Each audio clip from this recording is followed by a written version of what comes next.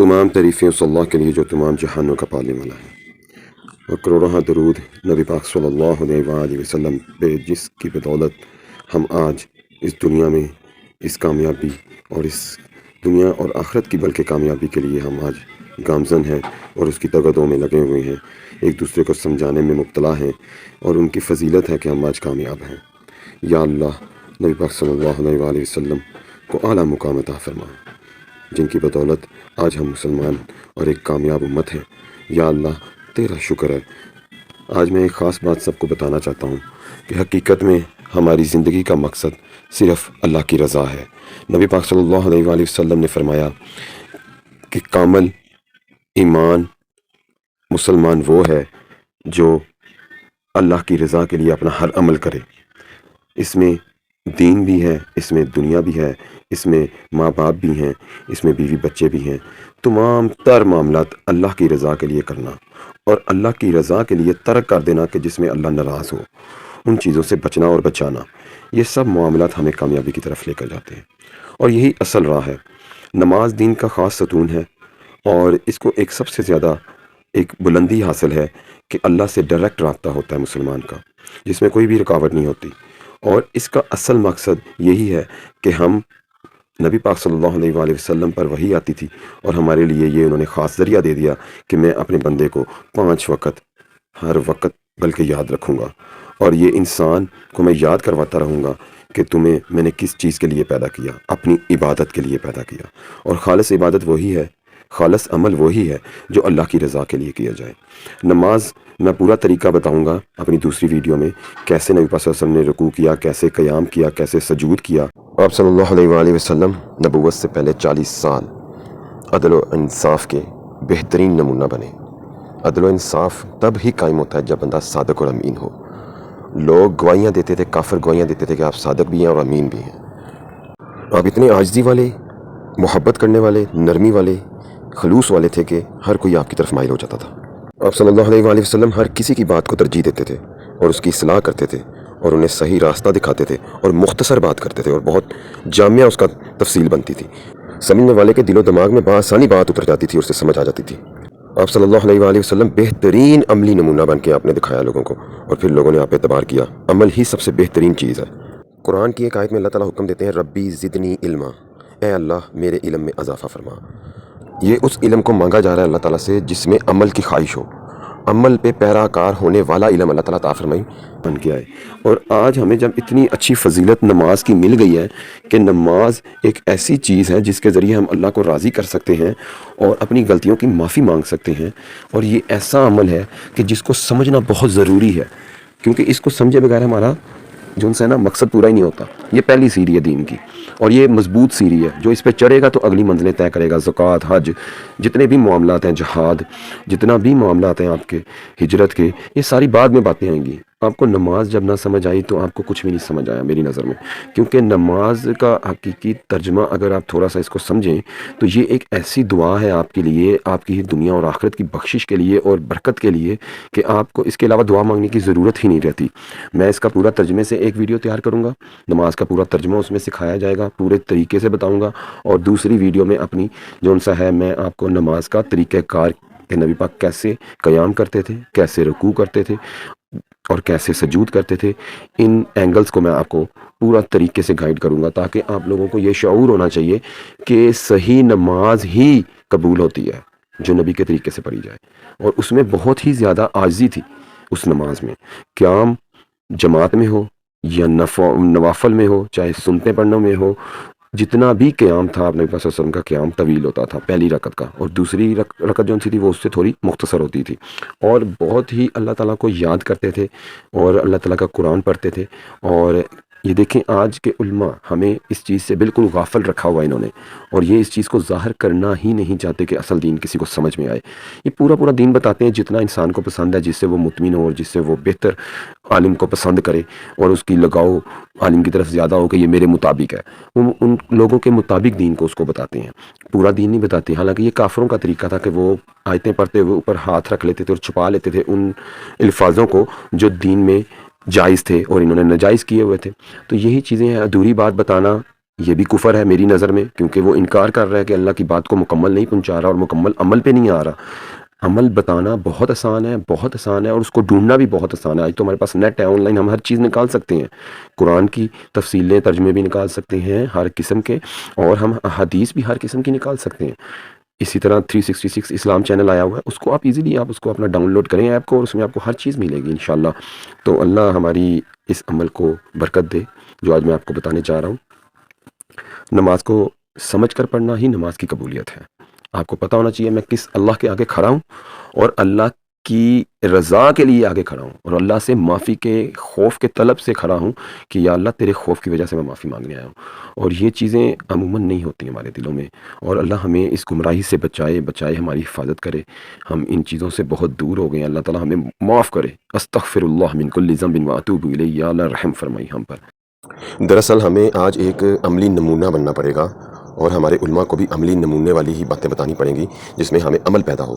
علم میں سے وہ نچوڑ نکال کے ہمیں وہ چیزیں بتائی جائیں جس میں ہمیں عمل کی تگودو بڑھے، اور ہمیں عمل کو بڑھانے کی تگودو بڑھے، اور دوسروں تک عمل دکھا کر اور خود اس میں جوش کے ساتھ عمل کرنا، دکھانا، اور دل سے اللہ کی رضا کے لیے کرنے کی خواہش پیدا ہو۔ یہی حقیقت ہے۔ ہم اپنی مرضی سے دین کو چل رہے ہیں، اور علماء بھی ہماری مرضی سے دین کو چلا رہے ہیں، ایسے جیسے ہمیں پسند ہے، حالانکہ یہ بالکل سراسر زیادتی ہے دین کے ساتھ۔ ہمیں چاہیے کہ اپنے دین کی سرچ کریں، جیسے ہم اپنے کاروبار کے لیے اچھے سے اچھا قدم نکالتے ہیں اور اس کے اندر پھر برتری حاصل کرنے کی کوشش کرتے ہیں، اس طرح دین ہمارا مقصد ہے دنیا میں آنے کا، اور ہم اس کی وجہ سے اشرف المخلوقات اور اعلیٰ امتی ہیں، اور اسی کی وجہ سے ہم نے جنت میں جانا ہے۔ جنت لینا کوئی آسان کام نہیں ہے، یہ بہت ہی مشکل معاملہ ہے۔ صحابہ کی کیوں بھوک ختم ہو گئی، صحابہ کیوں بھوکے رہنا شروع ہو گئے، اس معاملات میں صبر کرنا شروع ہو گئے، کہ اللہ تعالیٰ نے جتنی بھی ان کی تکلیفیں اتاری ان کی وجہ سے ہی انہیں کامیابی جنت کی ملی، اور یہ صبر تھا، استقامت تھی، اور دین سے محبت کی ایسی لذت ان پہ چھا گئی تھی کہ جیسے نبی پاک کریں گے ویسے ہی ہم نے کرنا ہے۔ تو ہم تو آج ہر چیز ہمارے سامنے ہے نیٹ کے ذریعے، مگر ہم پھر بھی دور ہیں، ہم اس پہ سرچ نہیں کرتے، ہم دین کو کچھ سمجھنا ہی نہیں چاہتے۔ جتنا ہمیں پتہ ہم کہتے ہیں ہم بہتر ہیں مسلمان دوسروں سے، کہ صرف یہ لین دین ہی، بندوں کے حقوق ہی صرف جو نا کسی سے نجائز نہیں کرنا، کسی کی زیادتی نہیں کرنی، یہ معاملہ صرف دین مختصر نہیں ہے۔ دین تو پورے کا پورا معاشرہ ہے، پورے کے پورے معاشرے کو چلانے کا طریقہ ہے، پورے کا پورے گھرانے کو چلانے کا طریقہ ہے، اور پورے کا پورا عبادت کو کرنے کا طریقہ ہے۔ آج علماء، میں اتنا خوفزدہ ہوتا ہوں ان علماء سے، آخری عشرہ، آخری جو 10 راتیں یا طاق راتیں، ان میں نبی پاک صلی اللہ علیہ وسلم کمر کس لیتے تھے، اور ان کا کوئی ایسا سال نہیں تھا جس میں انہوں نے کمر نہ کسی ہو، اور دنیا سے قطع تعلق ہو جاتے تھے، ہمیشہ کے لیے، جیسے دنیا میں ہے ہی نہیں، اور صرف اللہ کے ساتھ دو لگا لیتے تھے۔ آج تو بہت سہولتیں نکل گئی ہیں، نبی پاک صلی اللہ علیہ وسلم کے دور میں تو یہ تو بہت ہی زیادہ مشکل تھے وقت، اور بہت ہی زیادہ تنگیاں تھیں، مگر پھر بھی آپ 7 بیویاں 11 بیویاں ہونے کے باوجود آپ اعتکاف کو نہیں چھوڑتے تھے، اور ساتھ آپ پوری دنیا کی اس چیز کی تگودو میں لگے رہتے تھے، ہر وقت جنگوں کی تگودو میں لگے رہنا، ان کی پلاننگ کرتے رہنا، ان چیزوں کی فکر میں رہنے کے باوجود آپ نے کبھی اعتکاف نہیں چھوڑا تھا۔ آج ہمارے علماء کو عملی نمونہ بننا پڑے گا، اعتکاف میں بیٹھنا چاہیے تاکہ لوگوں میں خواہش پیدا ہو۔ اگر ہمیں دین کی لذت اور ہمیں دین سے سچی محبت ہے تو ہمیں اس کو لازمی فکر کرنی چاہیے۔ فکر ہی انسان کو کامل بناتی ہے۔ یہ علماء ہمیں کچھ بھی نہیں دے سکتے، ہم جب تک اپنی فکر پیدا نہیں کریں گے، اپنے نفس کو دنیا کے لیے ماریں گے نہیں اور آخرت کے لیے تیار نہیں کریں گے۔ آسان سا کلیہ ہے، سیدھا سا کلیہ ہے کہ صرف اور صرف اپنے سیدھے دین پہ چلو۔ ٹیرے میرے لوگوں کی باتوں، سنی سنائی باتوں کو نبی پاک صلی اللہ علیہ وسلم نے منع کیا، وہ دین کا حصہ نہیں ہے، اور چنی شنی باتوں کو بھی دین کا حصہ نہ بناؤ، میں نے اس کو چن لیا، میں نے اس کو چن لیا، یہ بہت ہی غلط زیادتی ہے اپنے ساتھ۔ کل اللہ کو اور نبی صلی اللہ علیہ وآلہ وسلم کو کیا جواب دیں گے کہ مجھ تک یہ بندے نے یہ دین نہیں پہنچایا تھا، میں اس کے تابع تھا۔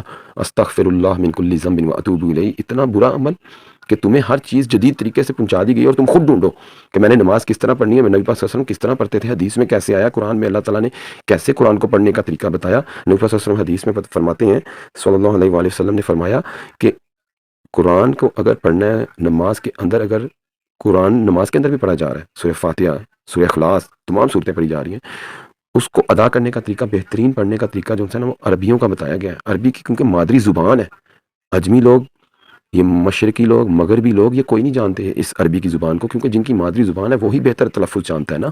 زبر زیر کا فرق ڈل جائے تو کئی معاملات میں نقصان ہو جاتا ہے، اور الفاظوں کے معنی بدل جاتے ہیں۔ اللہ ہم سے یہ کوتاہیاں معاف فرمائے، ہم سے اگر یہ غلطیاں ہو جاتی ہیں تو اللہ تعالیٰ ان پہ پردہ رکھے اور ہمیں معاف فرمائے۔ اور ہمیں اس چیز میں بالکل فکر کرنی چاہیے، آج جتنا مشکل معاملات، جتنا مسلمان جڑ کے مضبوط ہونا تھا اتنا کافر آج مضبوط ہوا ہوا ہے۔ کسی ہندو نے ہی کہا ہے، بہت سے خداؤں والے آج ایک ہوئے ہوئے ہیں، ایک اللہ کو ماننے والے پرے پرے کھڑے ہیں، علیحدہ علیحدہ کھڑے ہوئے ہیں، سب دور ہوئے ہیں ایک دوسرے سے، ایک دوسرے کی چیئر کھاتے ہیں، ایک دوسرے کے معاملات کے اندر انٹرفیئر نہیں کرنے دیتے کہ ہم ٹھیک ہیں ہم ٹھیک ہیں۔ اب یہی اصل چیز ہے کہ ہم نے اپنے آپ کو کیسے بچانا ہے۔ اگر ہم نے اس چیز میں اپنے آپ کو بچا لیا تو ہم کامیاب ہیں، اگر ہم نے نہ اس میں کوئی فکر کی تو ہم جواب دیں ہیں۔ موت و برحق ہے اور موت آ کے ہی رہے گی۔ میری بہت سی باتیں ہیں جن چیزوں پہ میں بہت زیادہ اس چیز کو سمجھتا ہوں اور عمل کرنے کی کوشش کرتا ہوں، اللہ تعالیٰ میری مدد بھی کرتے ہیں، مگر ایک چیز ہے کہ انسان کو اگر غیرت چاہیے، عزت چاہیے، تو وہ اللہ کا ساتھ دے۔ اللہ ہی سب سے عزت والا ہے اور اس کے علاوہ کوئی عزت دینے والا نہیں۔ تم جتنا مرضی لوگوں کی پیچھے بھاگ لو، جتنا مرضی لوگوں کو اچھا بن کے دکھا دو، جتنا مرضی لوگوں کے لیے کر دو، جان کی بازی بھی لگا دو، مگر لوگ تمہیں کچھ بھی نہیں دیں گے۔ اللہ کے لیے سب کچھ لٹا دو۔ نبی پاک صلی اللہ علیہ وآلہ وسلم کے پاس عمر فاروق رضی اللہ تعالیٰ عنہ آئے، بہت پیاری حدیث ہے۔ پوچھا نبی پاک صلی اللہ علیہ وآلہ وسلم نے، عمر تم مجھ سے کتنی محبت کرتے ہو؟ آپ نے فرمایا، رضی اللہ تعالیٰ عنہ نے فرمایا، یا رسول اللہ میں آپ سے اپنی ہر چیز قربان کرتا ہوں، اتنی محبت کرتا ہوں۔ نبی پاک صلی اللہ علیہ وسلم نے فرمایا، عمر فاروق رضی اللہ تعالیٰ عنہ تم ابھی بھی مکمل نہیں ہوئے دین میں، جب تک تم اپنی جان سے بھی زیادہ مجھے محبت نہیں کرو گے تب تک تم مکمل نہیں پاؤ گے اپنے آپ کو۔ تو اسی ٹائم عمر فاروق رضی اللہ تعالیٰ عنہ نے اس چیز کو قبول کیا کہ میں اپنی جان بھی اور مال بھی سب آپ پہ قربان کرتا ہوں۔ تو آپ نے فرمایا، آج تم عمر ایمان میں پورے مکمل ہو گئے ہو۔ اور عمر فاروق ہی تھے جنہوں نے پوری دنیا میں حکومت کی، اور عمر فاروق ہی تھے جنہوں نے اس چیز کی گواہی ڈالی کہ کوئی اگر میری سلطنت میں، یا اللہ اگر کوئی میری سلطنت میں کتا بھی بھوکا سو گیا تو میں جواب دہ ہوں گا۔ اور انسان تو دور کی بات تھی، انسان کی بڑی فکر کرتے تھے، راتوں کو نکل جاتے تھے اور فکر کرتے تھے۔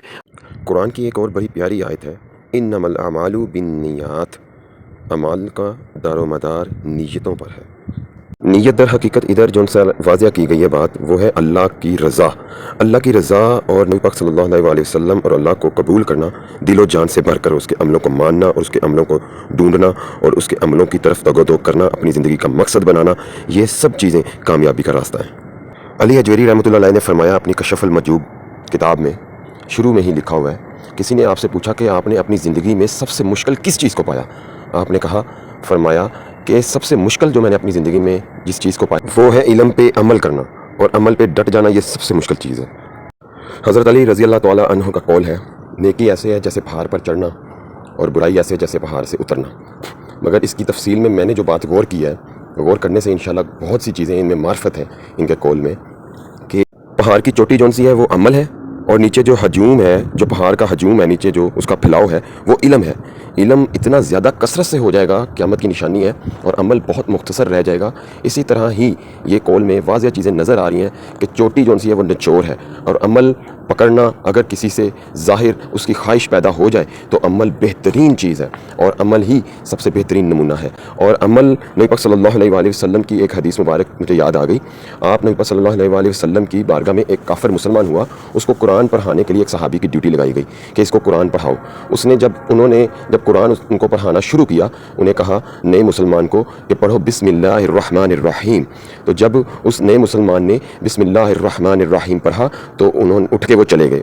آپ نے کہا ابھی قرآن میں نے آپ کو پڑھانا ہے آگے۔ انہوں نے کہا میں نے قرآن پڑھ لیا۔ نئے مسلمان نے کہا میں نے قرآن پڑھ لیا۔ آپ نبی پاک صلی اللہ علیہ وسلم اسی جگہ دور بیٹھ کے یہ چیزیں دیکھ رہے تھے اور سن رہے تھے، تو صحابی بہت پریشان ہوا اور آپ نبی پاک صلی اللہ علیہ وسلم کی بارگاہ میں تشریف لایا اور فرمایا، یا رسول اللہ صلی اللہ علیہ وسلم، ابھی میں نے انہیں بسم اللہ پڑھائی تھی تو وہ کہہ رہے تھے کہ میں نے قرآن پڑھ لیا۔ تو آپ نبی پاک صلی اللہ علیہ وسلم کے کتنے پیارے الفاظ ہیں۔ آپ نے فرمایا اس نے واقعی ہی قرآن پڑھ لیا، اس نے اپنی زندگی کا مقصد بنا لیا ہے کہ ہر چیز اللہ کے حکم سے ہے اور اللہ کے حکم سے ہی اس کی اخیر ہے۔ اللہ تعالیٰ ہمیں اس پر عمل کرنے کی توفیق عطا فرمائے، آمین۔ اور اس عمل کو لازمی آگے پہنچائیں جو صلی اللہ تعالیٰ علی خیر خلق محمد اجمعین برحمتک یا ارحم الراحمین۔ السلام علیکم ورحمۃ اللہ وبرکاتہ۔